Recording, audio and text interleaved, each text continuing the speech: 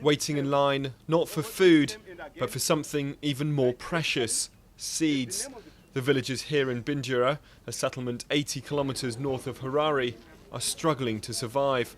Since Zimbabwe's President Robert Mugabe introduced his controversial land reforms, production here has all but stopped. But international aid is now getting through. The way donors are chipping in to help, it's very useful, because there are some who did not have anything to put on the ground. This village had hunger, but now we will not starve. Mugabe's policies have devastated rural communities.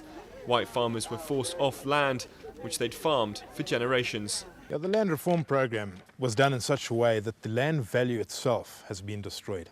And once you destroy the land value in a country such as ours, which is reliant on agriculture, you destroy the ability for farmers to produce. They have no access to finance because they have no collateral value. And with no collateral value and no finance, they have no production. And that's where we find ourselves today. 10 years ago, the country was one of the biggest producers in Africa, exporting many different crops.